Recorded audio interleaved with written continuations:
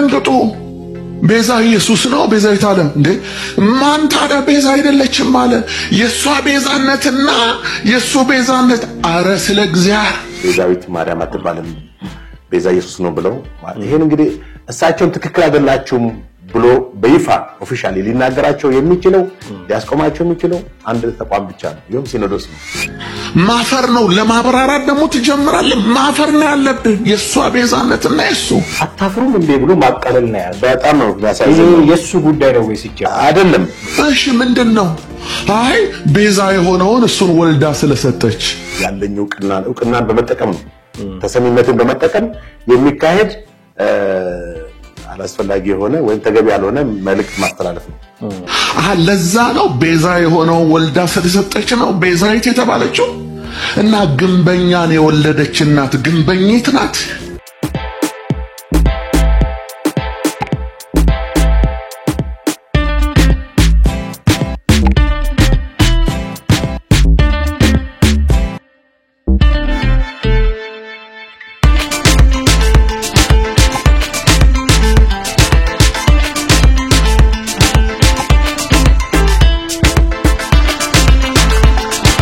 ሰላም ጤና ይስጥልኝ ወደ ቤተሰቦቻችን እንዴት አላችሁ ሀበር ሚዲያን እየተከታተላችሁ ነው ወቅታዊ ፕሮግራማችን ላይ እንገኛለን ጥላሁን አክሊሉና ማደገፋ ከእናንተ ጋር ቆይታ እናደርጋለን ዛሬ ከእናንተ ጋር ለመቆየት የመረጥነው ርዕሰ ጉዳይ ወቅታዊውን የሃይማኖቶች ጉዳይ ነው በሃይማኖቶች መካከል ያለው የእርስ በርስ ግንኙነት ምን ይመስላል መምህራኑ እርስ በርስ እየተለዋወጡ ያሏቸው ቃላቶችስ አግባቦች ናቸው የሚሉትን ጉዳዮች እየፈተሽን አብረናችሁ ቆይታ እናደርጋለን እስከ ፕሮግራማችን ፍጻሜ ድረስ አብራችሁን ቆዩ እንዴት ነህ ሰላም ነኝ እግዚአብሔር ይመስገን አለን የሃይማኖቶች ጉዳይ ከሰሞኑ በጣም ትኩረት እየሳበ እንደሆነ ይታወቃል በሃይማኖቶች መካከል ያሉ መስተጋብሮች በአንድ ሃይማኖት ውስጥም ሆኖ እርስ በርስ ያሉ መስተጋብሮች እንደው ከሞላ ጎደል ጤናማ ናቸው ወይ የሚሉ ነገሮችን ማነሳሳት ይጠበቅብናል ብዬ አስባለሁ የሚናገሯቸው ንግግሮች አንደኛው ለሚያነሳው ጥያቄ ሌላኛው የሚሰጥበት መልስ የሚሰጥበት መንገድ ድምጸታቸው ኢቭን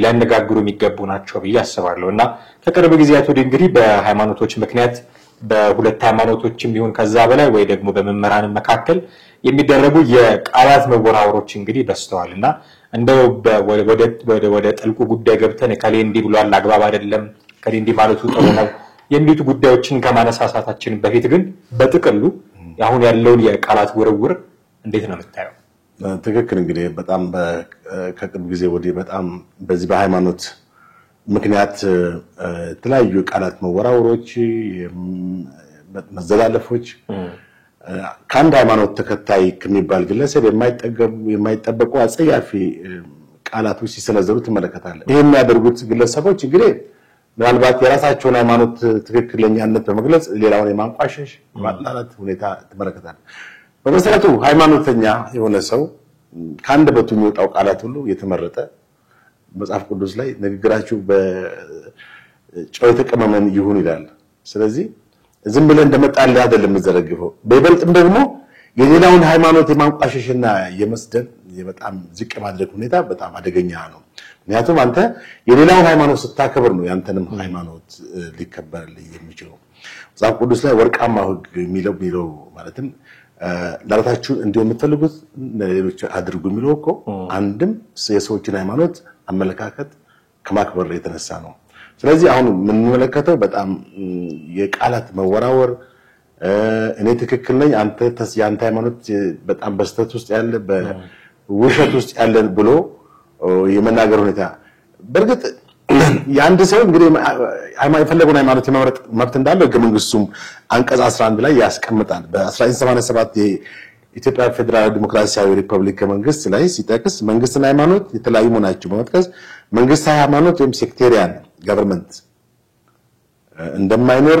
እና አንዱ በአንዱ ላይ ጣልቃ እንደማይገባ ይገልጻል ይሄን ነገር ወደ ኋላ መጣበታለን መንግስትና ሃይማኖት ጣልቃ አይገባም በሚለው አንዳንዴ እንደዚህ አይነት አሻሚ ትርጉሞች የሚመጡበት ሁኔታ ስላለ ማለት ነው አንቀጽ 17 ደግሞ የእምነትና የአመለካከት ነጻነትን ይገልጻል ይሄው ማንኛውም የማሰብ የህሊና የሃይማኖትና ነጻነት አለው ይላል ይህ ማለት ማንኛውም ሰው የመረጠውን ሃይማኖት ወይም እምነት የመያዙን የመቀበል እንዲሁም ሃይማኖቱን እምነቱን ለብቻው ከሌሎች ጋር በመሆን በይፋ ወይም በግል የማምለክ የመከተል የመተግበር የማስተማር የመግለጽ መብትን ያካትታል።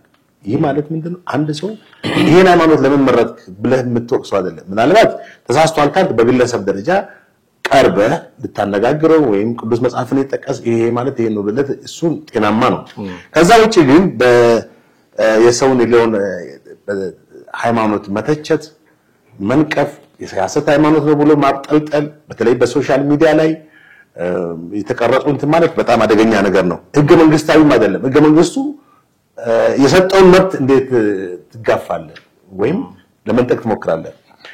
እንግዲህ ሰዎች የማሰብና የህሊናና የሃይማኖት ነጻነት አለው የሚለውን አጠቃላይ ዲፋይን ሲያደርገው ይህንን ሃይማኖት ለምን ትከተላለህ? እነሱ እኮ ውሸታሞች ናቸው፣ ሐሰተኞች ናቸው፣ ቀጣፊዎች ናቸው፣ ለገንዘብ ብሎ ነው ወዘተ የመሳሰሉ አፍራሽ ቃላትን በመናገር የማሳመን መሞከር ራሱ ትልቅ ስህተት ነው። በተለይ ደግሞ ፐብሊሳይዝድ አድርገህ በሶሻል ሚዲያ ላይ በዩቲዩብ በቲክቶክ እና በፌስቡክ እና በተለያየ ማህበራዊ ሚዲያ ላይ አንድን ህዝብ የሚከተለው አንድን ማህበረሰብ የሚከተለው ሃይማኖት መንቀፍ በጣም አደገኛ ነገር ነው። ህገ መንግስቱ አምኖ የሰጠውን ነገር ነው ምን ልትከለክለው የሞከርከው ማለት ነው። ስለዚህ ሰዎችን አንድ ግለሰብ ስትነቅፍ ብዙ ሰዎችን በዙሪያው እንደምትነቅፍ ነው ማየት ያለብን። አሁን በሰሞኑ የምንመለከተው ሁኔታ ማለት ነው። አቡነ ገብርኤል ከዛ ማለት ብለው ቤዛዊት ማርያም አትባልም ቤዛ ኢየሱስ ነው ብለው ይሄን እንግዲህ እሳቸውን ትክክል አይደላችሁም ብሎ በይፋ ኦፊሻሊ ሊናገራቸው የሚችለው ሊያስቆማቸው የሚችለው አንድ ተቋም ብቻ ነው። ይሄም ሲኖዶስ ነው። እሳቸው ያሉበት እምነት ነው። ከዛ እምነት ውስጥ አልወጡም አይደል እንዴ? በኢትዮጵያ ኦርቶዶክስ ቤተክርስቲያን ውስጥ የበላይ ሆኖ ሲኖዶስ ነው። ቋሚ ሲኖዶሱ ነው እንዲታገዱ ያላቸው። ከዛ ውጪ አሁን ይሄን እንዳለ ሆኖ በዚህ ጋር የሚራገቡ ነገሮች ናቸው በጣም አደገኛ ነገሮች። እሳቸው ትክክል ናቸው ትክክል አይደሉም በራስ ሃይማኖት ኦኬ ዲቫይን ታረጋው ትችላለህ። ያንንም ፐብሊሳይዝ ማድረግ ስታደርገው ሌሎችን ወይ ሌሎች የሚከተሉትን ሃይማኖት ምን ያደረክ ነው? ያንቋሸሽክ ነው። ይህ ህገ መንግስታዊ አካሄድ ይርክ ነው ወይም ህገ መንግስቱን እየጣስክ ነው። ህገ መንግስቱ ምንም ይሁን ምን እንግዲህ አሁን ባለው ሁኔታ የምንቀበለው ህገ መንግስት ነው አይደል እንዴ? አቡነ ገብርኤል ያንን ማለትም ስብከት ወይም መልእክት ካስተላለፉ በኋላ ቅድም እንዳልኩት እሳቸውን የማገድ ስልጣን ያሉበት ሃይማኖት ነው። ሌላው ሊያገባው ይችላል። ሌላው በርግጥ እንደው ኦፊሻል ባለው ሁኔታ ካደሉ ናቸው ብሎ መወያየት ይችላል በራሱ ሃይማኖት። ነገር ግን ይሄውን ችግር የሚሆነው ምንድነው? ኦፊሻል ሲሆን ወይም ወደ ሚዲያ ስታወጣው አቡነ ገብርኤል ልክ ናቸው ብለህ ከሌላ ሃይማኖት ውስጥ ስትወጣ ልክ አይደሉም ብለህ ስትናገር በዚህ እምነት ውስጥ ምን ያክል ሳለ ጉዳያቸውስ መሆን ነበር አይደለም? ጉዳያቸው ኦልሞስት ወደ 40 ሚሊዮን በላይ ተከታይ አለው እንግዲህ ኦርቶዶክስ አይደል? ስለዚህ የአንድን ሃይማኖት ተከታይ ወይ አንድን ሃይማኖት መንቀፍ መተቸት በአደባባይ ማብጠልጠል በጭራሽ ህገ መንግስታዊ አይደለም። ምክንያቱም እዚህ ጋር ማንኛውም ሰው የመረጠውን ሃይማኖት ወይም እምነት የመያዝ ወይም የመቀበል እንዲሁም ሃይማኖቱን እምነቱን ለብቻው ከሌሎች ጋር በቡድን ሆኖ የማስራመድ መብት አለው ሲል አንተ መከልከል አትችልም። ህገ መንግስቱ የሰጠው መብት ነው። ስለዚህ የእንትና ሃይማኖት ውሸት ነው የእንትና ሃይማኖት ለገንዘብ ብሎ ነው ለምናምን ነው ብለህ በአደባባይ መናገር መብት የለህም። ህገ መንግስቱ ትጻረራለህ ማለት ነው። ይሄ ደግሞ ያስጠይቃል። እንግዲህ ይሄን ተከትሎ ምናልባት መምህር በጋሻው ነው መጋቢ በጋሻው የተናገረው መሰለኝ እንግጡ ቤዛ ኢየሱስ ነው ቤዛዊት ዓለም እንዴ ማን ታዲያ ቤዛ አይደለችም አለ። የሷ ቤዛነትና የሱ ቤዛነት አረ ስለ እግዚአብሔር ማፈር ነው። ለማብራራት ደግሞ ትጀምራለህ። ማፈር ነው ያለብህ የሷ ቤዛነትና የሱ እሺ ምንድነው? አይ ቤዛ የሆነውን እሱን ወልዳ ስለሰጠች ለዛ ነው ቤዛ የሆነውን ወልዳ ስለሰጠች ነው ቤዛዊት የተባለችው። እና ግንበኛን የወለደች እናት ግንበኝት ናት። ኦሬዲ እሱ ወጣል ከዛ እምነት ውስጥ እንግዲህ ከዛ ሃይማኖት ውስጥ ወጣል።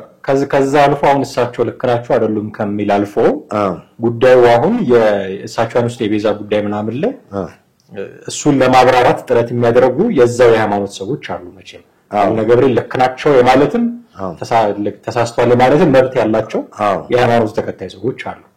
እነሱ ለማብራራት ጥረት ያደረጉበትን መንገድ አታፍሩም እንዴ ብሎ ማቀለል ነው ያዘው። በጣም ነው ያሳዝነው። የሱ ጉዳይ ነው ወይስ ይቻላል? አይደለም። አሁን ህገ መንግስቱን ያለማወቅ ሁኔታ ነው ወይም አውቆ ምንም አይመጣም ማለት ሁኔታ ነው። አንደኛ ያለማወቅ ነው። ሁለተኛ ደግሞ አውቆ ምንም አይመጣም የፈለኩት እናገራለሁ ያለኝ እውቅናን በመጠቀም ነው። ተሰሚነትን በመጠቀም የሚካሄድ አላስፈላጊ የሆነ ወይም ተገቢ ያልሆነ መልእክት ማስተላለፍ ነው። ዝናን በጋሻው ዝና አለው እውቅና አለው። በኦርቶዶክስም እያለው እውቅና አለው፣ በፕሮቴስታንትም እያለ እውቅና አለው። ይሄንን በመጠቀም ይመስለኛል እንግዲህ አሁን በጣም አስቸጋሪ ነገር ሰዎች ለግል ዝና ብለው ይሄን አንዳንድ ተራ ዝነኝነት ሊሆን ይችላል ወይም ርካሽ ዝነኝነት ለማሰብ ብዙ ተከታዮችን አሁን ሶሻል ሚዲያው የዝነኝነት ጥማት ነው ብዙ ሰዎች እንጂ ሁለት መልእክት ለማስተላለፍ ለማስተማር ለሌሎችን ለመገሰጽ ልካደላችሁን ብሎ ከተሳሳተ አቅጣጫ ለመመለስ ከሆነ ሰየው ነው። ግን በአብዛኛው ኦብዘርቭ የምታደርገው ግል ዝነኝነት ምናምን ብራቮ ጉዳዩ ምናልባት የአንድ ሰው ብቻ ግን እንዳይሆንብን ሌሎች ሰዎችም እንደዚህ የሚሏል። ትክክል። የበጋሻውን ስንጨርሰው አንደኛ ህገ መንግስቱን ካልማወቅ ነው። ህገ መንግስቱ ላይ የተሰፈሩትን ስለ በተለይ አንቀጽ 27 ቁጭ አድርጎታል በደንብ ማለት ማንኛውም ሰው ነው ብሎ የመረጠውን ሃይማኖት ወይም እምነት የመከተል መብት አለው። ስለዚህ በዚህ ላይ እንትን ማለት አትችልም። እንደገና ደግሞ እዚህ ጋር ደብል ስህተት የሚሆነው የበጋሻው አንደኛ ከዛ እምነት ወጥቷል። አሁን እሱ ማስተማር ያለበት መጽሐፍ ቅዱስን ነው። ትክክል ብሎ ያለው መጽሐፍ ቅዱስ ነው። ያመነበትን መጽሐፍ ቅዱስን ነው። አሁን ሌሎች እምነት ተከታዮች አሁን የፕሮቴስታንት እምነት ውስጥ ገብቷል አይደለ? ስለዚህ መጽሐፍ ቅዱስን ነው በዛ ውስጥ ያለው መጽሐፍ ቅዱስን ነው ማስተማር ያለበት። የራሱ መረዳት እምነቱን ይፈልጋል። ተወጣውን እንደገና ወደ ኋላ ሄዶ በሚዘልፍበት ሰዓት በሚወቅስበት ሰዓት ያስጠይቀዋል። ምክንያቱም አንቀጽ 27 በትክክል ተቀምጧል። ሌሎችም ሰዎች አሉ አንተ እንዳልከው እሱ ብቻ አይደለም። ብዙ አሁን በጣም አስቸጋሪ ነገር ሶሻል ሚዲያ ራሱ በቃ በዚህ የሚራገብበት ነው። ምናልባት ለተመልካቾቻችንም እናሳያቸዋለን። ቃል በቃል የተናገሩ አሉ። ጳጳሳቱ ገብቷቸዋል የቀሩት ቲክቶከሮቹ ናቸው የሚል ሐሳብ የሚሰጡ አሉ። ይሄንን ሐሳብ ይሰሙና ደግሞ ኦርቶዶክስ ውስጥ ያሉት ሰዎች ደግሞ አንተ ካድሬ ስለሆንክ የብልጽግና ወንጌል እንደዚህ ተከታይ ስለሆንክ ምንም አታመጣም ብለው ሌላ ላፊ ቃል ደግሞ ሲናገሩ ትሰማለህ። መምህራን ምናልባት በቤተ እምነት ደረጃ መከባበር አለ ብዬ አስባለሁ እንደው በተቋም ደረጃ። መምህራኑ ግን እንደዚህ እርስ በርስ በጣም እላፊ ቃላት ሲነጋገሩ ነው የምናያቸውና የአንድ የነሱ ጉዳይ ብቻ አይደለም። በርካታ መምህራን እንዲህ ያለ የሆነ ጉንጭ አልፋ ክርክር ውስጥ ያሉ ነው የሚመስለው። ትክክል። ቀደም የቃላት መወራወር ብቻ ሳይሆን አንዳንዴ ወደ ድንጋይ መወራወር የሚቀረው ነገር የለም። አንዳንድ ሰዎች እኮ ድንጋይ መወራወር ነው የቀራቸው።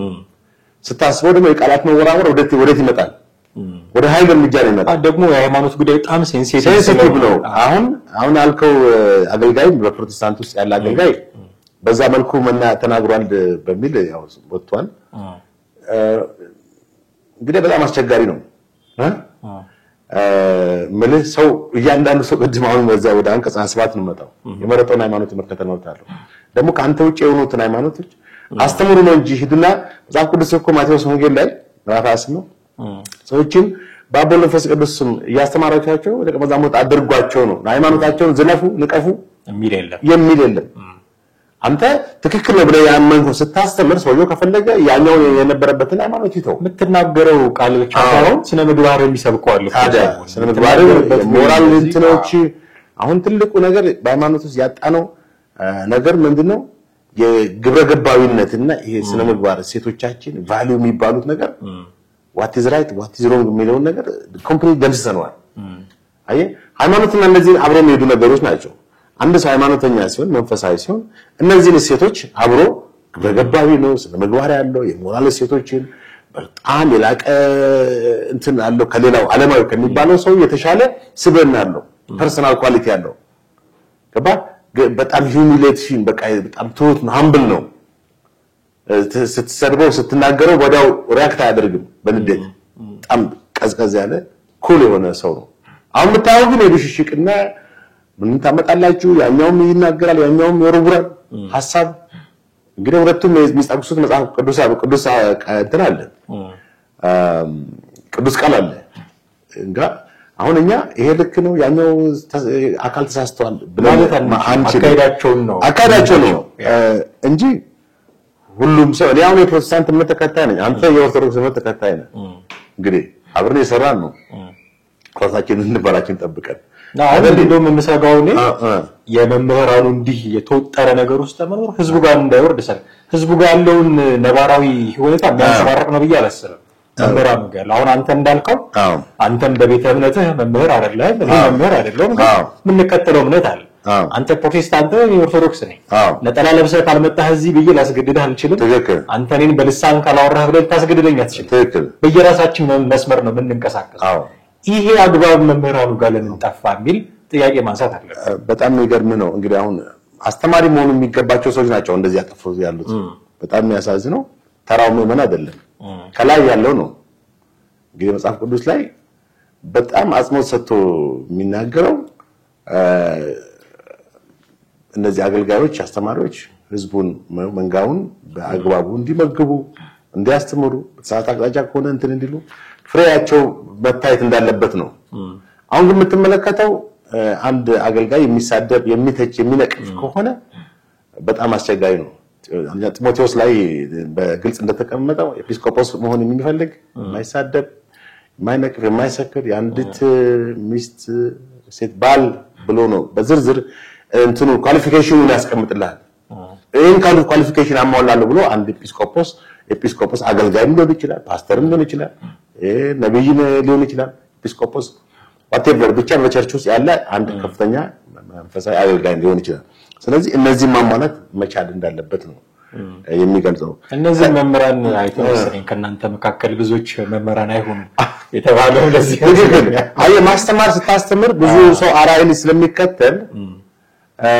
አንተ በተሳሳተ ያንተ የተሳሳተበትን አቅጣጫም ሌሎች ትክክል ነው ብለው ሊኮርጁበት ይችላሉ ከናንተ ብዙዎች መምህራን አይሆኑም የተባለው አይሆኑ just እንዳይሆኑ የተባለው ከዚህ አንፃር ኃላፊነቱም እኮ ከባድ ነው እንትን ብለው አምነው የሚከተሉ ብዙ ሰዎች ስላሉ በእነሱም ነፍስ ጨምር ነው የምትጠየቀው እንግዲህ ከዚህ በፊት እዚህ ማንስተነው አለ ነብይ ይጩፋ ዋናውን ካውንስሉን ያወጣው መግለጫ የካውንስሉን ሰዎች ሁሉ በምን አይነት ቃላት ምላሽ እንደሰጠ ካውንስሉ ማለት እንግዲህ ሲኖዶስ በለው አሁን ካውንስል ኢትዮጵያ ወንጌል አማኞች አባተ ክርስቲያናት ካውንስል ባለፈው ቄስ ደረጀ ጀምሮ ገና እናገርና ኢንተርቪው አድርገናል አይደልኛ እና ሲኖዶስ ነው ወደ ኦልሞስት ብዙ አባተ ክርስቲያናት በስሩ ፍቃድ ይሰጣል የተለያዩ አክሬዲቴሽን እንትን ይላል ፍቃድም ይለጥቃል ገብቷል አሁን የዩጩፋን የአካውንት እኮ የከበተክርስቲያን አካውንት ፍሪዝ ተደርጓል ለምን በነበረው ሁኔታ ይቅርታ ከመጠየቅ ይልቅ ቃል መናገሩ እና አሁን ሃይማኖትን የሌላን ሃይማኖት ስትነቅፍ የሌላን ሃይማኖት ስትተች ገደብ አለው ህገ መንግስቱ ማለትም መንግስት በሃይማኖት ጣልቃ አይገባም ብቻ ሳይሆን ሃይማኖት በመንግስት ላይ ጣልቃ አይገባም የሚለውን አጽንኦት መስጠት ያስፈልጋል እሱ ላይ እንመለሳለን መነሳት ያለበት ጉዳይ ነው ልክ ነው እሺ ምናልባት እንደው ቅርጹን ጠብቆ እንዲሄድልን አሁን የተለያዩ ነገሮችን አንስተናል ማድረግ የለባቸውም እንደውም መምህራን ናቸው የሚናገሩት ቃል ብቻ ሳይሆን የሚያደርጉት ንግግራቸው ብቻ ሳይሆን ስነ ምግባራቸውን ሊሰብከን ይገባል ከነሱ ብዙ መማር አለብን በትህትና የታረመ አንደበት እንዲኖራቸው እንጠብቃለን ይላልን ግን ብዙዎቹ ከዚህ መስመር ደግሞ ውጪ ያያየናቸው ለምን ነው እንደዚህ የሚሆኑት የሚል ነገር ግን ማንሳት አለብን አሁን ከዚህ በፊት እንደዚህ አይነት ጉዳዮች ብዙ ሲነገሩ አንሰማም ነበር መተቻቸቱ የለም ልምን አንችልም ሃይማኖታዊ ክርክሩ የለም ልምን አንችልም ሃይማኖቶች ካሉ ክርክሮች አሉ እነሱ ግን በተገቢው መንገድ ሲደረጉ ነው እዚህኛ ዘመን ላይ ደረሱ አሁን እኛ ዘመን ላይ ግን መምህራኑ ጋብሶ እዛ መንገድ ላይ ከሚጨቃጨቁት ምዕመናን አልፎ መምህራኑ እንኳን ብሰው በጣም ላፊ ቃል ሲነጋገሩ ካንደበታቸው የሚወጣው በጣም አስቀያሚ ቃል እየሰማን ነው በሁሉም የሃይማኖት ጎራ የከሌ ብለን የምንለየው አይደለም ሃይማኖቶቹን አይደለም የምንናገረው ሃይማኖቶች ውስጥ ያሉት ግን አግባብ ያልሆነ ነገር የሚናገሩትን ሰዎች ሁሉም ሃይማኖቶች ውስጥ የሚናገሯቸው ነገሮች አግባብ አይደሉም መሆን ነበረባቸው ይያለ ነው ግን አይደሉም ለምን ነው እነዚህ መምህራን እንደዚህ ሆኑ ያሉት ምክንያታቸው ምንድነው ማለት እንችላለን በጣም እንግዲህ ያው ካለው ከተጨባጭ ማለትም አሁን ቀድሞ የነበረው የህዝቡ ሞራል የህዝቡ ስነ ምግባር ቫልዩ ማለት አንድ ነገር whether it is right wrong ብሎ ማህበረሰቡ ጀጅ የሚያደርግበት ነው። ሞራል አንዳንድ ጊዜ በህግ ላያስጠይቅ ይችላል። አስነዋሪ ነገሮች ይኖራሉ። ለምሳሌ አይደል እንዴ ሶፊት ምራቅ አተፋም ከሞራል አንፃር ምራቅ ተፍታል ተብለህ ፍርድ ቤት አትጠየቅም ወይም አትከሰስም። ይሄ ሞራሊቲን የራስን የግብረ ገብነትን የሚያሳይ ማንነት ነው። ከማህበረሰብ የሚገኝ አጠቃላይ ከህዝብ የሚገኝ ማንነት ነው እና አሁን በህብረተሰብ ውስጥ ምን አይነት የሞራሊቲ ጉዳይ ነው ያለው? ምን አይነት የስነ ግብረ ገብነት ጉዳይ ነው ብለህ ስትመለከት ብዙ ቦታ ላይ ብሬክ ዳውን ሆኗል። የሞራል ስብራቶች ተፈጥረዋል። አይ ሰዎች በተለያየ መንገድ እነዚህን እሴቶች አጥተዋቸዋል። እነዚህ መምህራኖችም ከህብረተሰቡ ነው የወጡት። እነዚህ ሃይማኖት አስተማሪዎችም ከህብረተሰቡ ነው የወጡት። ከህብረተሰቡ እንግዲህ የተሻሉ ግንዛቤ ያላቸው ወርነሱም ስለ መንፈሳዊነት የሚጠለቀው እውቀት ያላቸው ተብለው ነው ህዝቡን ማስተማር ሲገባቸው ህዝቡ ከተሳሳተበት መንገድ አቅጣጫ ማስተካከል ሲገባቸው ከዛ ይልቅ ምንድነው ጭራሽ አዳዲስ የትችትና የስድብ አይነቶችን ነው ያስተማሩት። እና ሰዎች እንዴት እንደሚነቀፉ አሁን ምን ጥቅም አለው? አንተ ያንድን ሃይማኖት ተከታታይ ሆል ሃይማኖቱን ብትሰድብ ጥላቻ ነው የምታተርፈው። በዛም በየትኛውም አቅጣጫ ሰዎችን በኃይል አታሳምንም። የእናንተ እምነት እንትን ነው ያጋንንት እምነት ነው ብለብትልም ሰዎች በጭራሽ በአንተ ላይ ጥላቻ ነው እንጂ የሚያሳድሩት አይቀበሉም። በፍቅር ነው መጀመሪያ ደረጃ አየህ ለሰዎች ፍቅር ነው ማሳየት ያለብህ። ያንተን እምነት ሰዎች እንዲቀበሉ ለሰዎች ፍቅር ነው ማሳየት ያለብህ። መልካምነት በጎነትን ነው ማሳየት ያለብህ።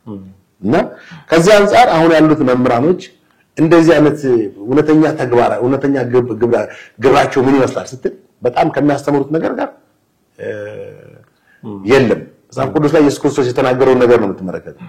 እናንተን አድርጉላሉ እነሱ ግን የጻፉት ፈሪሳውያን በሙሴ ወንበር ላይ ተቀምጠዋል ነው ትእዛዝ ያስተላልፋሉ። ህዝቡን ይሄን አታድርጉላሉ እነሱ ግን አንዱንም ነገር አይነኩትም።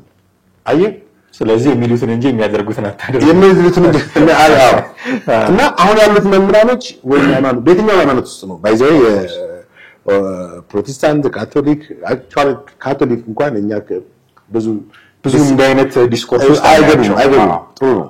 አሁን ኦርቶዶክስ እና በፕሮቴስታንት ነው በአብዛኛው ይሄ የሚስተዋለው እና የመበሻሸቅ አይነት ነው። በቃ አንዱ እኔ የቁጥር ጉዳይ አይመስልህም? ሃይማኖቶች አሁን ያስቀውን ምእመን ለማድረስ ለምትፈልገው ዓላማ ከማዘጋጀት ይልቅ እንደው ዝም ብሎ እኔ በቁጥር እበልጣለሁ መብለጥ አለብኝ ከሚል የሆነ ዓላማ እሱን ይዘህ በቃ መነጣጠቅ አይነት ከከሌ ይሄንን አመጣው ምስክሮቹን ስታይ እንደዛ ነው ጉዳዩ ሁሉ የቁጥር ነው የሚሆነው። እኔ በቁጥር ስለበዛው እንዲሆን አለበት የሚል ጥያቄ ነው የምትሰማው። እና የሰውየው ወይ የምእመኑ ነፍስ ገዶት ሳይሆን እምነቴ እኔ የምከተለው ነው በቃ በቁጥር መብዛት አለበት ከሚል መነሻ ጉዳዩ ሁሉ ቁጥር ውስጥ ገብቶ ሁሉም በቃ እየተነሳ ፉክክር ሆነ። አሁን የኔ ቁጥር የበላይ ስለሆነ እንዲህ ማድረግ አለብኝ ለማብዛት ምእመኔን ለማብዛት እንዲህ ማድረግ አለብኝ። ጨዋታው የቁጥር ጨዋታ ሆነና መምህራኑን በዚህ የቁጥር በልጫ ተወስደው የሚያረጉት ነገር ሁሉ ከዛ አንፃር ለመናገር መጽሐፍ ቅዱስ በየትኛውም ቦታ ላይ የሚያስቀምጠው ስለ ኳሊቲ ነው ስለ ኳንቲቲ አይደለም። እንተኛ ደቀ መዝሙር መሆናችሁን በፍሬያቸው ታውቃቸዋላችሁ ነው የሚለው። እንተኛ ደቀ መዝሙር በፍሬው ነው የሚታወቀው በቁጥር አይደለም። 100,000 ተከታይ ቢኖረው ምንም ያመፀኛ ስብስብ ከሆነ ያ ሁሉ አማኝ ወይም መልካም የሚባል በጎ የሚባል ተግባር ስነ ምግባር ከሌለው ዋጋ የለውም። እና ደቀ መዛሙርቱ 12 ናቸው ኢየሱስ የሚከተሉት። ያን ከ12 ተነስቶ ነው እንግዲህ ዛሬ ክርስትና በዓለም ዙሪያ ተስፋፋው። ስለዚህ ምን አይነት ፐርሰናል ኳሊቲ እንዳመጡ ምን አይነት ሃምብልነስ እንዳመጡ ምን አይነት በጣም የተዋጣላቸው የወንጌል ሰባኪያን እንደሆኑ እንግዲህ መጽሐፍ ቅዱስ በደንብ ያስቀምጣል። እነሱም ተችተው ሳድቦ አይደለም እንደውም ጭራሽ ለሚተቻቸው ሁሉ መልካም በመሆን እስከ መስዋዕትነት ማለት እየተገደሉ ያደረሱት። አሁን ያለውን ስትመለከተው በጣም አስቸጋሪ ነው። አንደኛ የቁጥር ጉዳይ በአንድ ቸርች ውስጥ ብዙ ሺህ ተከታይ መኖር ያንድን ቸርች እውነተኝነት የሚያረጋግጥ አይደለም። ፍሬውን የሚያስታውቀው ገብቷል። ደቀ መዝሙር እንደሆነ በፍሬያቸው ይታወቃሉ ይላል። ስለዚህ ፍሬው መልካም ካልሆነ የዛ አማኝ ምንም ቢበዛ ዋጋ የለውም። እና አሁን የምትመለከተው በዋነኝነት እነዚህ አስተማሪዎች እንግዲህ ፍሬ በአማኞች ዘንድ ፍሬ እንዲፈራ ሁሉ መጋለጥ ሚዲያ ላይ መውጣትም እኮ አንዳንድ ምንም ከጥቅሙ ጉዳቱ ነው በአሁኑ ሰዓት እየበዛ ያለው። ወላ ደብቁ ይላል። እዚህ ሚዲያ ላይ ወጡ ሰዎችን ያያቸውስ በአብዛኛው ባለፉት 10 ዓመታት የታሉ? አሁን የሉም እኮ ይከስማሉ። ዝና ሰስቴኔብል አይደለም፣ ይወድቃል። ደግሞ በስሜታዊነት በቁጣ ይናገሩና 2-3 ወር ቆይተው ደግሞ ይቅርታ ይጠይቃሉ። ያማራመሩበትን ነገር ይናገራሉ።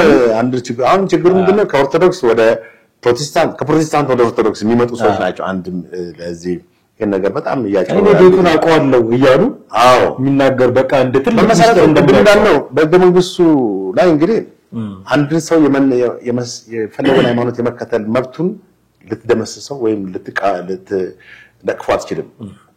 ሕገ መንግስቱ የሰጠውን መብት አንተ ልትነጥቀው አትችልም። ከዛ ይልቅ ያንን አክብረህ ነው እንትን ማለት ያለብን። መቻቻልና መከባበር የሚል አንድ ትልቅ ተደጋግሞ የሚነገር ነገር አለ። መቻቻልና መከባበር በሃይማኖት ውስጥ ማለት ነው። መቻቻል ምንድነው? አትንካኝ አልነካህም ብቻ ሳይሆን የሐሳብ ነፃነትን መቀበል ነው። ያንተን እምነት እንዳይነኩብ እንደምትፈልገው ሁሉ አንተ ስትሰብክ ነፃነቴ ነው ሕገ መንግስታዊ መብት ነው። እሱ ሲሰብክ ሕገ መንግስታዊ መብቱ መሆኑን ማወቅ አለብህ። አንተ እንደፈለክ ስትሰበሰብ ስትል ሕገ መንግስታዊ መብት እንደሆነ ሁሉ እሱም የመደራጀት ሃይማኖታዊ ማስፋፋት ሕገ መንግስታዊ መብት መሆኑን ማወቅ ያስፈልጋል። መቻቻል ይሄ ነው እና መቻቻል ውስጥ መከባበር አለ። መቻቻል ውስጥ አብሮ በሰላም የመኖር ሁኔታ አለ። መቻቻል ውስጥ አንድነትም አለ እኮ ገብቷል። አንድነት ማለት ምንድነው? በኢትዮጵያ ታሪክ ሙስሊምና እስልምናና ኦርቶዶክስ በተለይ ክርስትና ለረጅም ለ1000 ዓመት ያክል አብሮ ተከባብሮ ኖሯል በመቻቻል ውስጥ ማለት ነው። ይሄ በጣም ትልቅ እሴቶቻችን ናቸው። በአንድ እድር ውስጥ ሙስሊሙ እንትንም አብሮ ሁሉም የሃይማኖት ተከታይ ይኖራሉ። የማህበራዊ ህይወት ነው። ስለዚህ ብዙ ማህበራዊ መስተጋብሮቻችን እንትን ያሉት ናቸው እና መቻቻል አሁንም እንደገና ይሄን ቃል አጉልተን ልንናገረው የሚገባን ነገር ነው።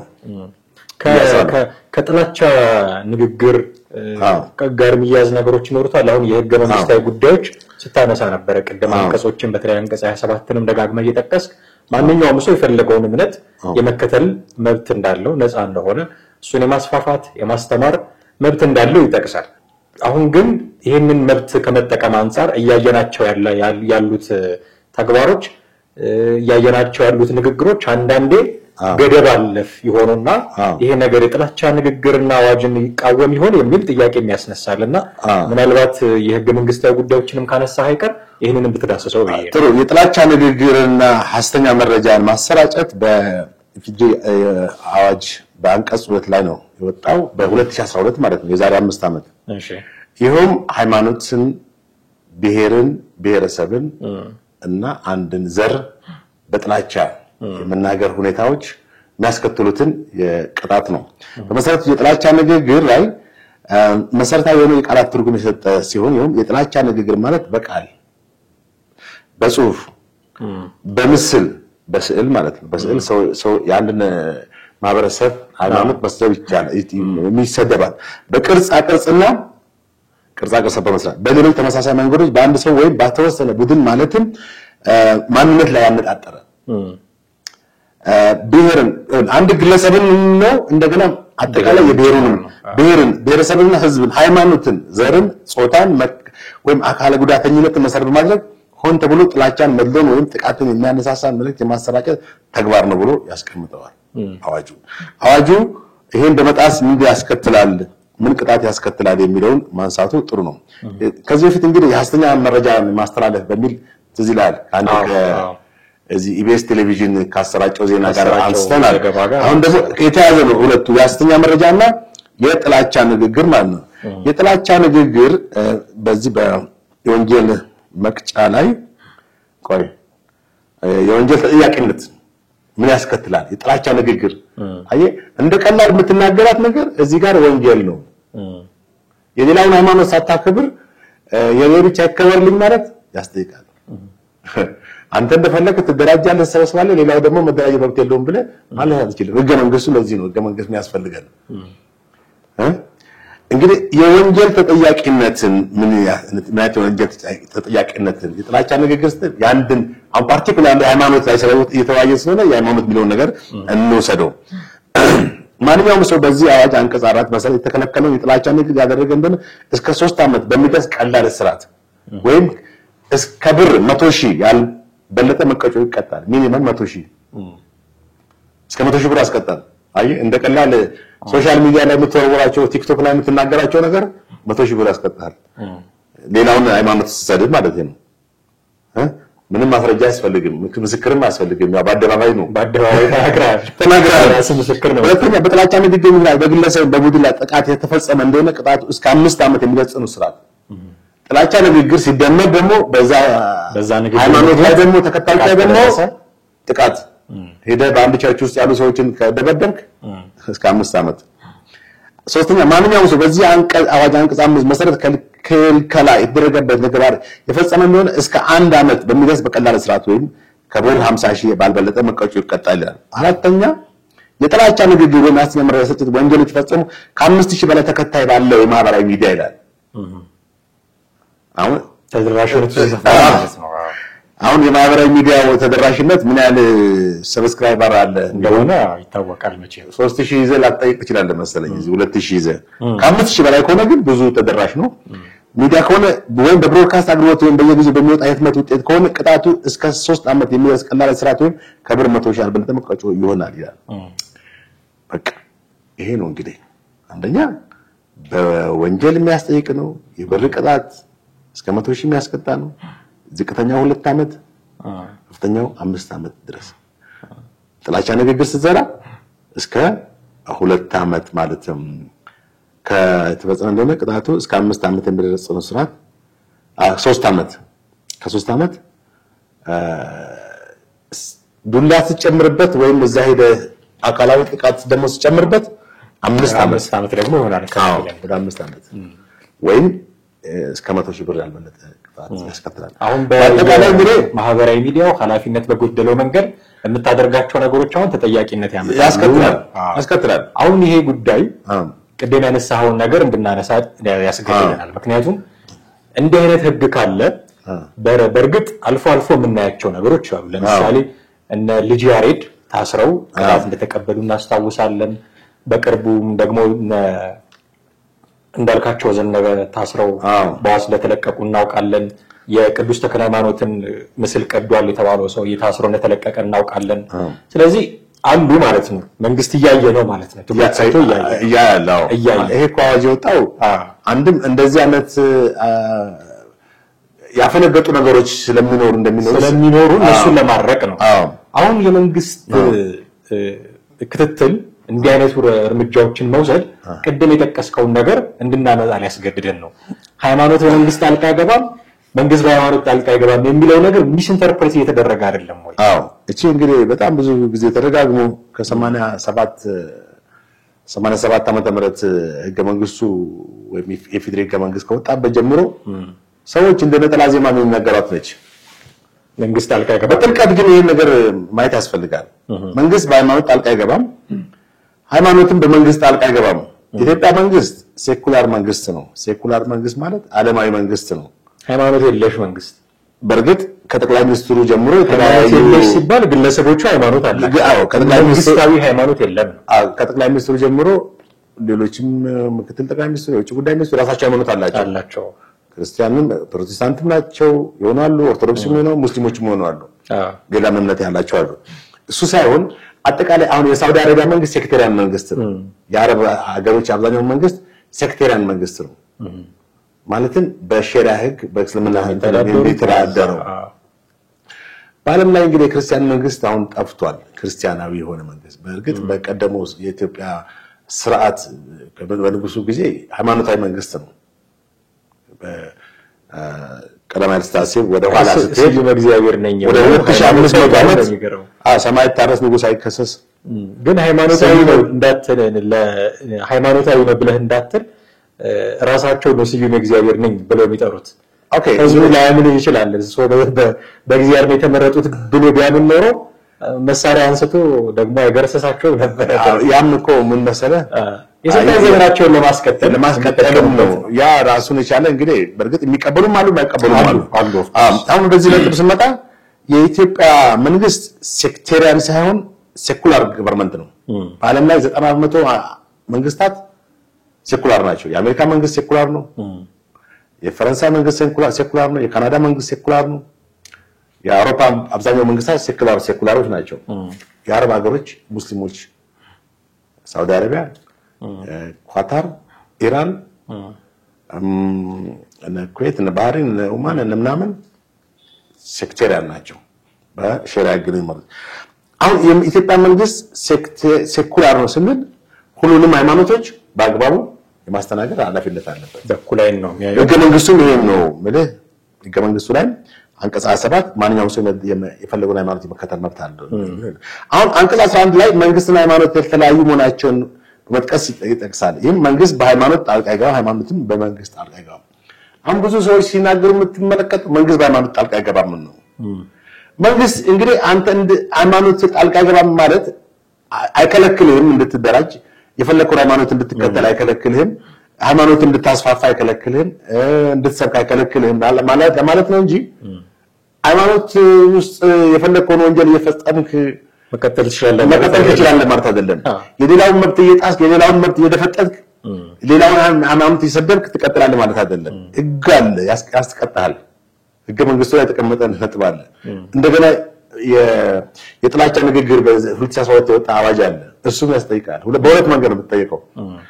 እና አሁን መንግስት በሃይማኖት ላይ ጣልቃ አይገባም። እሱም እንዲቴል ስታየው እስከምን ገደብ የለውም ወይ ገደብ አለው።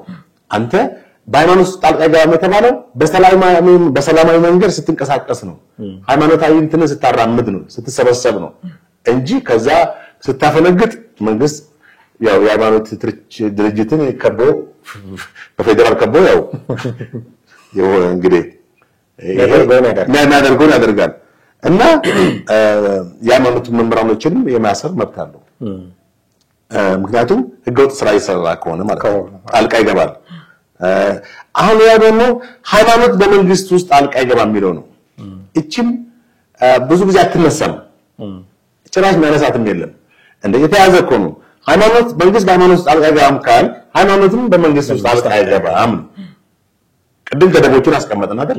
እስከምን ድረስ ነው? አንድ ደግሞ ሃይማኖታዊ ተልእኮውን ነው መንፈሳዊ ተልእኮውን ነው የምታራምደው። ለአማኞች ሰማያዊ ያው ሁሉም ሃይማኖት እንትን ነው፣ ምድራዊ አይደለም አይደል? ምድራዊ የሆነ ሃይማኖት በምድር ላይ ያለ አይመስለኝም። ሰማያዊ ነው፣ በሰማይ የዘላለም ነው። አሁን ያንን የምታስተምረው እንደገና በምድር ላይ ደግሞ አማኞች ጥሩ ስነ ምግባር፣ ጥሩ ፐርሰናል ኳሊቲ እንዲኖራቸው፣ ግብረገብ እንዲሆኑ፣ ከሌላው ጋር በሰላም እንዲኖሩ፣ በጨዋነት እንዲኖሩ የተለያዩ ዲሲፕሊኖችን ታስተምራለህ። ይሄ ነው እንግዲህ ሃይማኖት አይደል? የዘላለም ሕይወት ብታገኝበት መንገድ ደግሞ ራስ ከመጽሐፍ ቅዱስም ከቁርአንም ከምንም ታስተምርበት ትችላለህ። ከዛ ውጪ ግን ሌላውን ሃይማኖት ላይ ቃላት መወርወር፣ መስደብ፣ ማንቋሸሽ እናንተ እንደዚህ ናችሁ ብሎ ማለት ያስጠይቃል። እንደገና በሃይማኖት በመንግስት ላይ ጣልቃ አይገባም ሲባል በሃይማኖት ሽፋን የፖለቲካ ድርጅት መመስረት ከባድ ነገር እኮ ነው። እዛ ውስጥ ሃይማኖት ጥላ ውስጥ ሆነ ወይም ሃይማኖትን ጋሻ አድርገህ በጀርባ የፖለቲካ አጀንዳ የምታስተላልፍ ከሆነ አይፈቀድም። በጣም እንጂ ፖለቲካ ከፈለክ ከሃይማኖት ወጣና እዛ ፖለቲካ ፓርቲዎች ሞልተዋል፣ ከነሱ ጋር መደባለቅ ነው ወይም አዲስ ፖለቲካ ፓርቲ መስራት ነው። ሃይማኖትን ሽፋን አድርገህ ግን በመንግስት ላይ የመደራጀት መብት የለህም። ገብቶሃል? በእንደዛ ሃይማኖት ውስጥ ሆነ አንድ ፖለቲካ ፓርቲ ማቋቋም ወይም በህቡ መደራጀት ማለት ኮንስፓይረሲ ማለት መንግስትን የመለመጣል ሃይማኖት ውስጥ ሸምቀህ ሃይማኖት የምታካሂዱ መንግስት የሚያስበው ሃይማኖት ድርጅት እንደሆንክ ነው። ከጀርባ ደግሞ አደገኛ መንግስትን የመጣል አጀንዳ ይዘህ ይዘንቀሳቀስ ሊሆን ይችላል። አየህ ይሄም በሃይማኖት ውስጥ በመንግስት ውስጥ ጣልቃ መግባት ይባላል። በመንግስት ውስጥ ጣልቃ መግባት አይችልም ተብሎ ህገ መንግስቱ አሁን ያ እንግዲህ መሰለህ ከህገ መንግስቱ አንፃር ነው እኛ ምን ይሄኛው የምንናገረው። በአጠቃላይ ህገ መንግስቱ እንግዲህ በዚህ እንትን ሃይማኖትና ሃይማኖቶች ዙሪያ ተከባብሮ መኖር፣ መቻቻል፣ የጥላቻ ንግግርን ማስወገድ፣ አንዱ ሃይማኖት የሌላውን ሃይማኖት ማክበር፣ በይበልጥም ደግሞ ሰዎች የፈለጉትን ሃይማኖት የመርጠው ያንን ሃይማኖት የመከተል የማራመድ የማስፋፋት ምን ህገ መንግስታዊ መብት አላቸው። ከዛ ውጪ አሁን ሰሞኑን ያለው የሚታየው የመወራወር የቃላት እንትን በጣም አደገኛ ነው። በጣም ከባድ ሁኔታ ምክንያቱም አንተ ያንን ንግግር እንትን በመስጠት ምናልባት ያንተን የተወሰነ ዝና ሊፈጥርብልህ ይችላል። በዛ በሶሻል ሚዲያ አካባቢ ገንዘብም አይጠፋው ገንዘብም እዛ በሶሻል ሚዲያ ዩቲዩብን ከከፈለ እና ነገር ግን ብዙ ሰዎች እንደምታስቆጣ ብዙ ሰዎች እንደምታበሳጭ አንድ ቃላት እንደምትናገር በጣም ትሁት መሆንህ ነው ለሰዎች የሚያስተምረው። አንዱ እሱ የሚናገረው የሃይማኖት ተቋም የሚተቸው የሃይማኖት ተቋም ውስጥ ያሉትን ሰዎች ከማስቆጣቱ በላይ የራሱን እምነት ተከታዮችም ደግሞ ማሳዘን ነው አንዳንድ ጊዜ። ምክንያቱም የሚኖሩት ማህበራዊ ህይወት የሚኖሩት አሁን እናንተ አብረን እየሰራን እንዳለ ነው።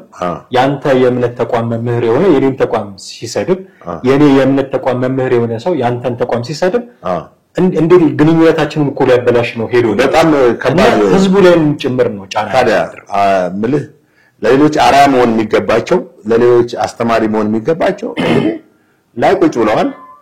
እናስተምራለን፣ እናውቃለን፣ ህዝቡን ወደ ትክክለኛ መንገድ እንመራለን ብለው ያሉ ሰዎች እንደገና የጥላቻ ንግግር ሲያስተላልፉ ስድብና አላስፈላጊ ቃላትን ሲሰነዝሩ በተለይ ደግሞ ያንድ ሃይማኖትን እንትን በጣም ወረደ ምንም ይሁን ምን ብዙ ተከታዮች አሉት እንዴ አጠቃላይ ነው ኮሚሰሪው።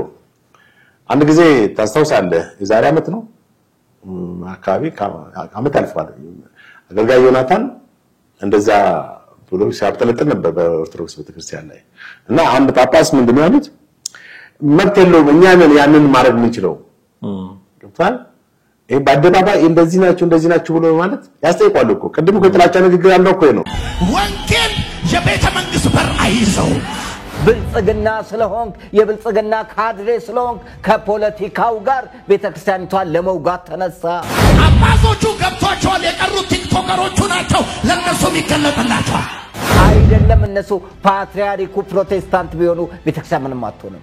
አቡነ አብርሃም ፕሮቴስታንት ቢሆኑ ቤተክርስቲያን ምንም አትሆንም።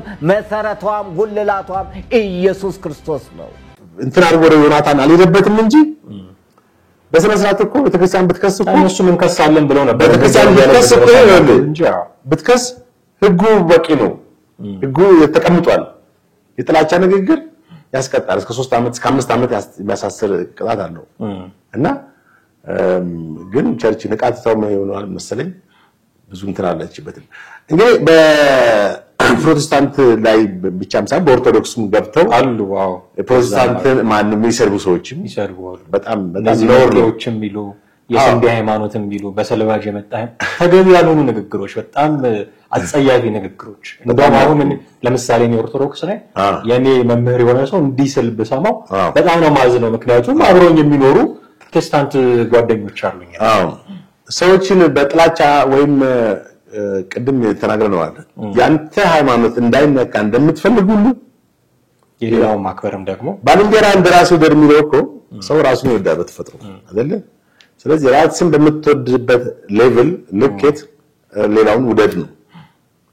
አታስፈልጥም አታሳንስም ከዛ በኋላ ባላንስ መጣል መቻቻል የሚለው ደግሞ በዚህ ይካተታል ገብቷል። እና አሁን በዚህ በጣም የሚያስጠላ ነገር እኮ ነው መሰዳደብ ባይሰልፍ የወረደ ነገር ነው። እንኳን በመንፈሳዊ ነን በሚሉ ሰዎች ይቅርና ዓለማዊ በሚሉ ሰዎች ራሱ እኮ ሲነገር በጣም ጥሩ አይነት ነገር አይደለም። ምንም ምቾት አይሰጥም።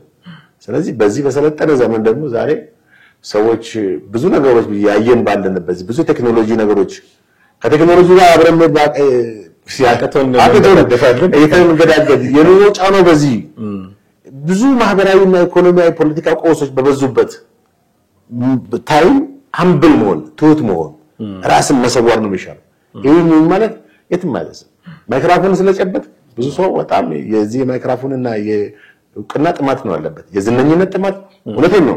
በተለይ ሶሻል ሚዲያው በቃ ዝም ብሎ ምንም ነገር ፍሬ ሳይኖራቸው ምንም ነገር ግራውንድ ሳያነቡ የሚተረትኑ ሰዎች ናቸው ብዙ ምንም የፖለቲካው እንትን ሳይኖራቸው በቃ አናሊስት ሆነሉ ፖለቲካል አናሊስት ሆነሉ ሶሻል አናሊስት ሆነሉ ቆይን መሰለ ብሎ ጀምራል እና መጠንቀቅ ያስፈልጋል። ብዙ በመናገር ምንም አያስጨበጭብም እንደውም አንዳንድ ጊዜ ብዙ መናገር ኢቫሉዌሽን ያሰጣል። አንደበት ሲከፈት ይላል አእምሮ ይታያል። አይ ምን ያክል ዕውቀት እንዳለህም እኮ ትገመገማለህ። በሶሻል ሚዲያ ላይ በምታወራው ነገር ኦብዘርቭ የሚያደርጉ ሰዎች አሉ። አንዳንድ ጊዜ የማህበራዊ ኤክስፐርት ወይም ሶሺዮሎጂስት ቁጭ ብሎ አንተ ስለዛ ስትተነትን በጣም ትዝብት ውስጥ ገባለህ። አንድ ጊዜ ሄኖክ ስዩም ተጓዡ ጋዜጠኛ የማታውቀውን ነገር ደረትን ነፍተህ ስታወራ የሚያቅሰው አንገቱን ዝንብል አድርጎ ይሰማሃል ይላል። እንዲህ አይነት ጉዳዮች ነው የሚፈጠሩት። ታዲያ በጣም ዛሬ ፖለቲካል ሳይንቲስት የፖለቲካል ሳይንስ ዶክተር ቁጭ ብሎ ፖለቲካል ሳይንስ ላብራራበት ሱፊዝ ማለት በጣም ያስተዛዝባል። ማዳመጥ ነው የሚሻለው። አሁን ብዙ ጆሮች የሉም። ስለዚህ እግዚአብሔር ብዙ ጆሮ ያብዛልን ነው። አሁን እኮ አንደበት በዛ። ፈጣሪ ሁለት ጆሮ የፈጠረው ብዙ ሰምተን ጥቂት እንደምናገር እኛም ብዙ አበዛን መሰለኝ። አይ ወደ ላይ ቢሆንም ትችቱ ወደ መመራን ቢሆንም ግን ካደረጉት ካሳዩን ነገር አንፃር ነውና እንደው በቀና ልቦና ይቀበሉናል ብለን ተስፋ እናደርጋለን። አዎ ምልህ እንግዲህ አንተን እኮ ነው በጣም አስቸጋሪ ነው። አሁን የምናናቅ ጊዜም እኮ ነው ዲስሬስፔክሽን እኮ ነው። አንዴ ማን ነው እሱ ይላል። በጣም መካወር የለም በቃ መካወር ተደብቋል። አናውቃነት ነው ገበገን ነው የመጣው። እኔ አውቃለሁ እኔ ነኝ እንትን አልኩኝ የሚል ነው። ጥራዝነት ቃላቶች ተንተናሉ መሃል ላይ እንግሊዘኛ ቃላቶች ይገባሉ። ከዛ በቃ አዋቂ ተደርጎ ይወሰዳል። እንደ ምሁር አክት ይደረጋል። ከዛ ግን ማዳመጥና humble ነው humble ትሁት መሆን ነው። በቃ እኔ ያነስኩ ነኝ ብሎ ማለት ነው። መንፈሳዊነት ደግሞ የበለጠ የመጨረሻ ትሁትና እንጂ የሚያስተምረው እንግዲህ እንደምናየው አይደል? አዎ ጌታም ሲያስተምር ራሱን በጣም ዝቅ አድርጎ ነው እንግዲህ ከሰማይ ሰማይ ተወርዶ የደቀ መዛሙርቱን እግር እስከማጠብ ድረስ እንግዲህ መጨረሻ ትህትና ውጤት ነው አይደል? ከዛ ምንድነው የምንማረው? እንግዲህ ጌታን እንከተላለን የሚሉ ሰዎች ናቸው ዛሬ በጣም አገር ያብቃኝ ምድሪቷ ብዙ ነገር የጠበበችባቸው ማለት ነው። ስለዚህ ራስን ጀስት መደምት ማለት ጥሩ ነው። ለራስ የሚሰጥ የተጋነነ እንትን ኢሜጅ አለ ደግሞ በጣም አንዳንድ ሰው በቃ ለራሱ ሮንግ ኢሜጅ ይሰጣል። ሰዎች ሁሉ በሲሄድ ያለፈበት ካፌ ሲገባ የነውታ ሲገባ በቃ ያጨበጨቡለት እንዳለ ምናምን እሱ ከሌለ ሁሉ ነገር የለም አድርጎ የሚያስብ ምስል ሰው አለ። በጣም አደገኛ ነው። ስለዚህ መንፈሳዊነት በተለይ ክርስትና ራስን መካድ ነው ነው የሚመጣው። ሊከተለኝ የሚወድ ራሱን ኤግዛጀሬት አድርጋ አይደለም እኮ የሚለው ራሱን ይካድ ማለት ነው። በጣም በቃ በመጨረሻ ንግግር እኮ ነው። ያለህን ስታተስ ያለህን ሶሻል ስታተስ ያለህን አካዳሚክ እንትን ያለህን ሀብት ጉዳይ የተለያዩ በጣም በሰው የተባልክባቸው ነገሮች ሁሉ እንደሌሉ በቃ እኔ አይደለሁም ብለህ ከብቷል እኔ አይደለሁም ብለህ እስከ ራስን እስከመካድ ነው። እና እንደዛ ብናይ ጥሩ ነው። በአሁኑ ሰዓት ባሉት መምራኖች ይሄንን ነው የምንጠብቀው ከነሱ። እኛም አበዛችሁ እንዳንባል እዚህ ላይ ማብቃት ይኖርብናል።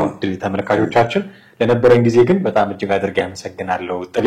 በሚቀጥለው ፕሮግራም በሌላ ርዕሰ ጉዳይ ደግሞ እንዲሁ እንጠብቃችኋለን። ጥላሁን አክሊሉና አምሃ ደገፋ ነበርን ከእናንተ ጋር ቆይታ ያደረግነው።